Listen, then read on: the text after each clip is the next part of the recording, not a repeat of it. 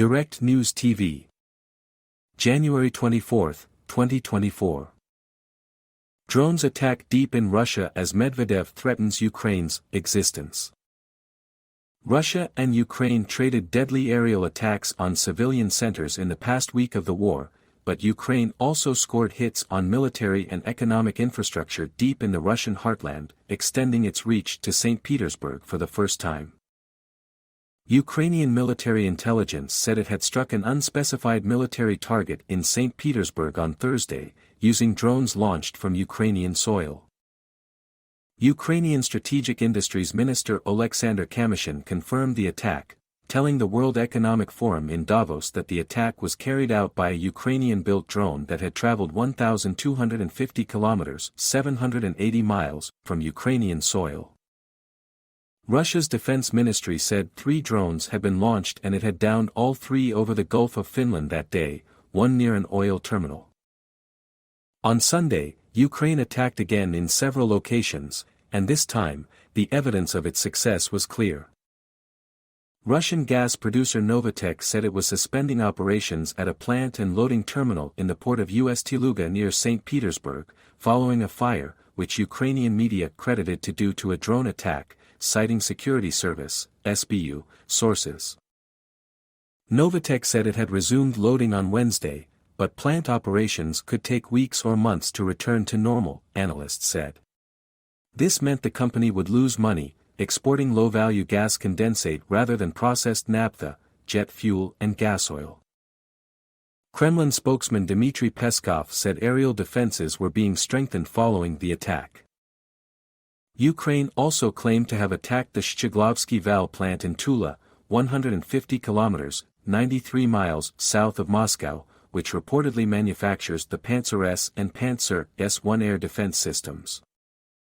Geolocated footage also showed smoke rising from the city of Smolensk, near the Russian border with Belarus, suggesting a possible third attack that day.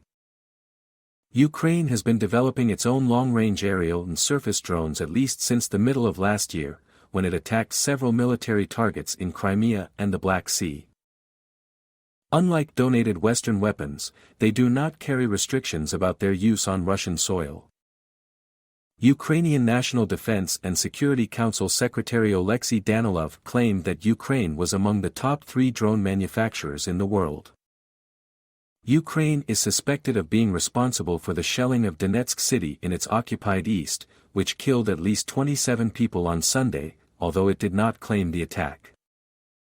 Russia has routinely targeted Ukrainian cities, and did so again with deadly results.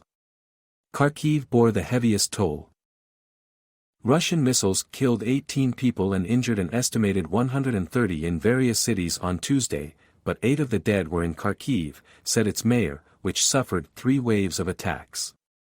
At least 100 high-rise blocks had been hit in the city. Ukraine defended its airspace from the repeated attacks. It shot down 19 out of 20 Shahid drones last Wednesday, 22 out of 33 drones on Thursday, and 4 out of 7 drones on Saturday.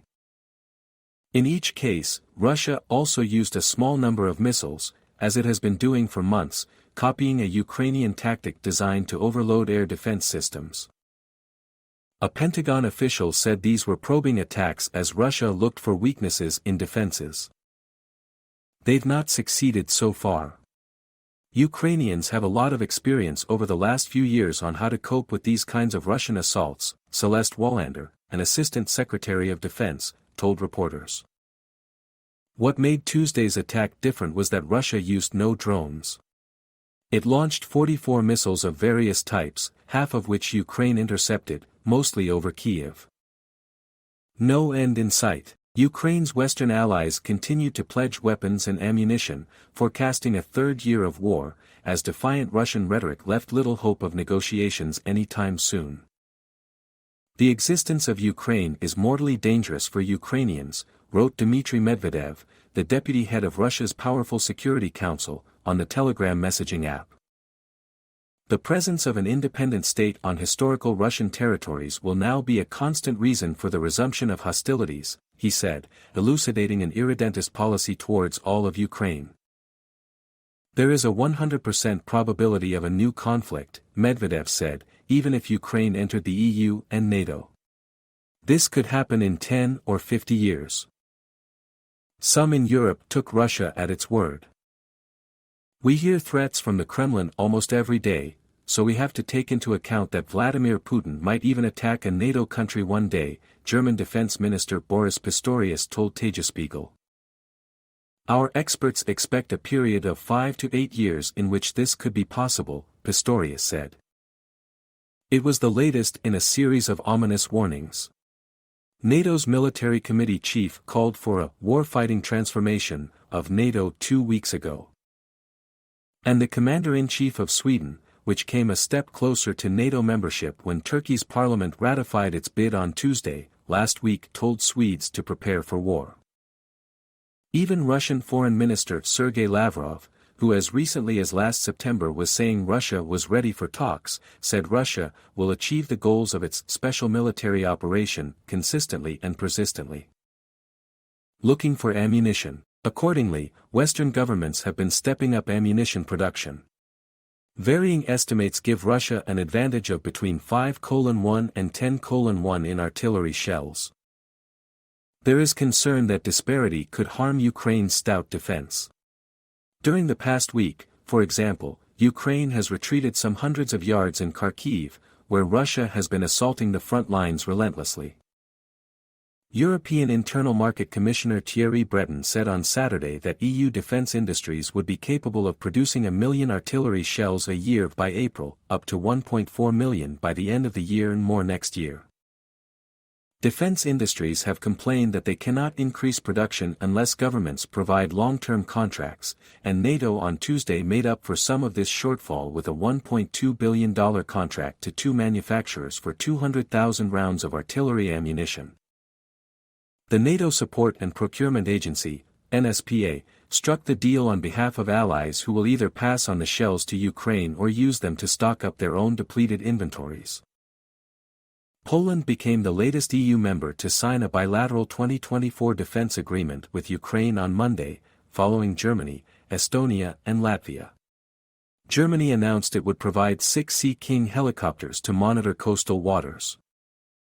Ukrainian President Volodymyr Zelensky said he expected a number of strong defense packages for Ukraine to be signed on specific dates this month and next. These bilateral agreements have ignored a Hungarian veto to a 4-year, €50 billion EU financial support plan for Ukraine, and a €20 billion defense support plan this year that would reimburse members for some of their donations. European lawmakers also took a step towards depriving Hungary of its voting rights in the EU last Thursday, January 18, when they asked the European Council of Government Leaders to look into whether Hungary had committed serious and persistent breaches of EU values. Suspending a member's vote is possible under Article 7 of the Treaty on European Union, but it has never been invoked before. My name is Kingsley.